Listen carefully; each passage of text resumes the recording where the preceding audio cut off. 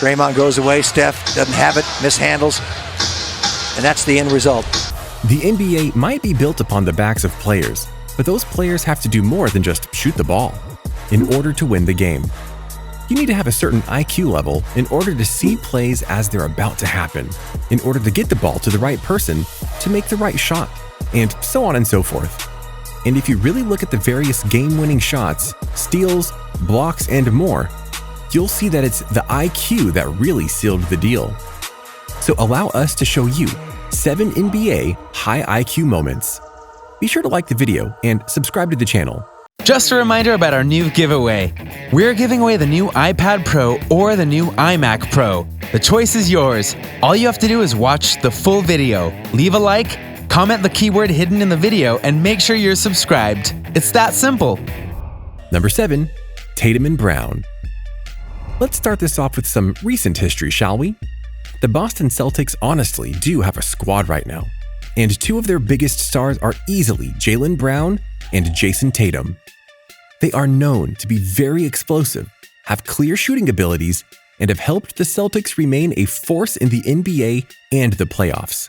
If they can just refine themselves a little more, they'll be in the finals next year, no doubt. But in this high IQ play, they were down 3 points to the Houston Rockets, had about 5 seconds left on the play clock, and were at the free throw line. So the 2 needed to get clever in order to make things work. One missed the free throw and then got the rebound, passed it to the other, who went and drilled the three-pointer in order to get the game to overtime. Brown for the tie! Oh, got it! Miracle here! That's raw talent right there. And it's why as long as they can stay healthy and focused, they'll be a threat in the East for some time. Number 6, the Jordan rules. At the end of the 1980s, the Detroit Pistons were aiming to be a top team to break up the love fest between the Los Angeles Lakers and the Boston Celtics, in terms of them getting all the praise when there were other teams who could do things just as good as them. The bad boys, as they were labeled, were the villains of the NBA because they played rough. They weren't afraid to get into your face and definitely weren't afraid to knock you on the ground. During their run at the top of the Eastern Conference, their biggest challenge was the Chicago Bulls, who had Michael Jordan at the time, who was without a doubt the best player in the league. But the Bulls as a team still had some growing ups to do. Thus, they relied on Jordan a lot. So to get in their heads and prove their dominance, the Pistons instituted a very high IQ move called the Jordan Rules. Basically, it was a set of moves to let Jordan know that he wouldn't get an easy bucket with them. Michael Jordan went down and he is grimacing in pain. They would make sure that he didn't get into the air, that he would be forced to shoot on his weak side, and if he tried to jump, you knocked him to the ground. Remember, this was a time in the NBA when fouls weren't as ticky-tacky as they are now. The Pistons could foul hard, and they did just that. The Jordan Rules allowed them to beat the Bulls down for years, and they would eventually win 2 NBA Finals as a result. Only after Jordan bulked up and was able to take more abuse, along with the rest of the team, did they win. But for multiple years, the high IQ of the Pistons kept them from getting into the finals. Number 5, give the ball to Klay. The Golden State Warriors were the most recent NBA dynasty, going to 5 straight NBA Finals and winning 3 of them, and it should have been 4. But one thing that made the team so great for so long was that they were a very unselfish team. From the top to the bottom, they had stars who could score, defend, and more. And no greater example of this is when Klay Thompson is hot. Given that Steph Curry and even Kevin Durant were on the team when they were doing their run of 5 straight finals, you'd think that Thompson would be the third wheel. And that's an insult to Thompson, who has proven time and again that you don't hold him down. You just give him the ball. Warriors are having fun. Klay for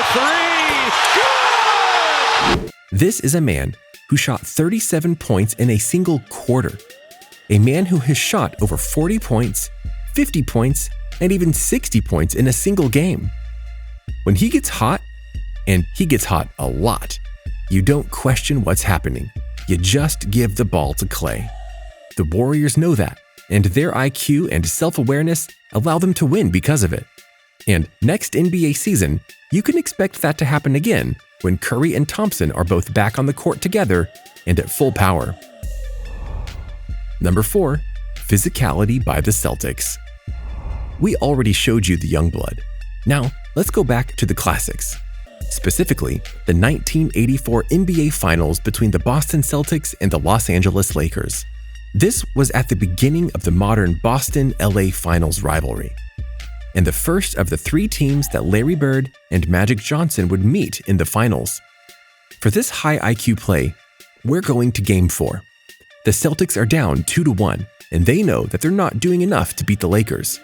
So, Danny Ainge tells them that they need to get physical, and more importantly, they need to get a little dirty.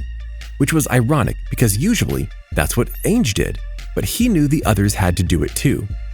So, in Game 4, in now a legendary, infamous play, Celtics player Kevin McHale clotheslined and knocked to the ground Lakers player Kurt Rambis after a shot. Rambis. And now let's watch it. McHale only got a personal foul for the call, which is obviously a slap on the wrist compared to today's NBA. But the damage was done. The Lakers were ticked, and it affected their game.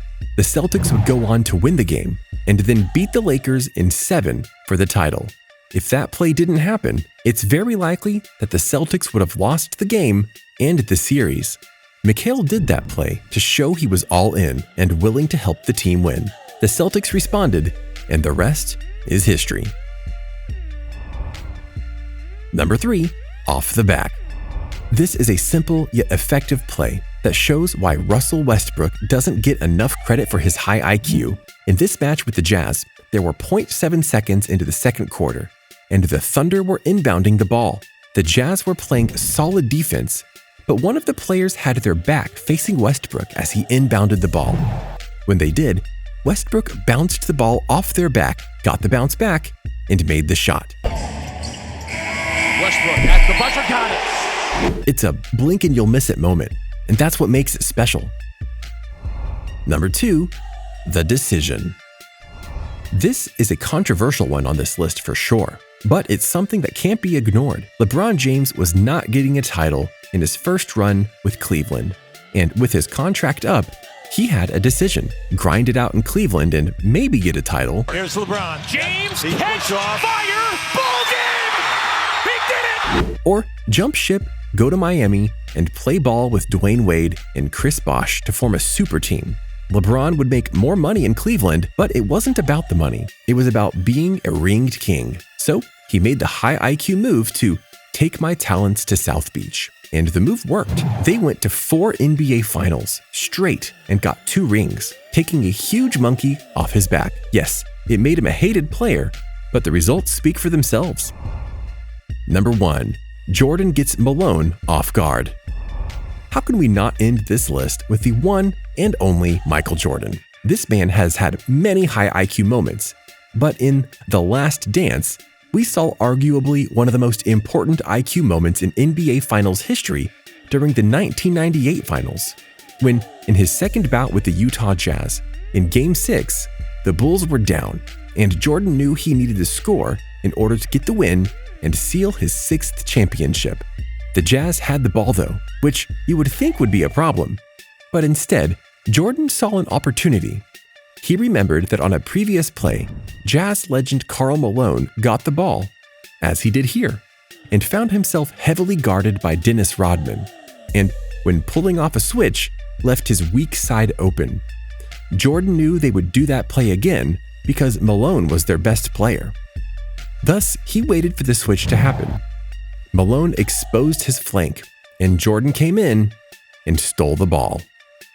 Michael never clears, so Malone doesn't see him. He comes from the blind side and strips him. Everyone knows what happens next. Jordan took the ball down the court, made a killer shot, put the Bulls up, and they would win the game.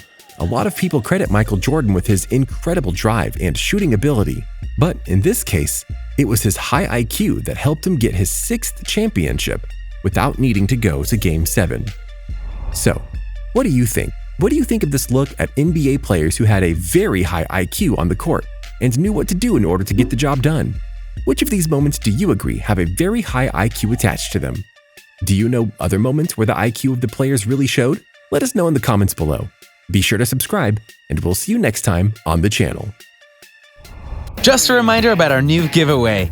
We're giving away the new iPad Pro or the new iMac Pro. The choice is yours. All you have to do is watch the full video, leave a like, comment the keyword hidden in the video, and make sure you're subscribed. It's that simple.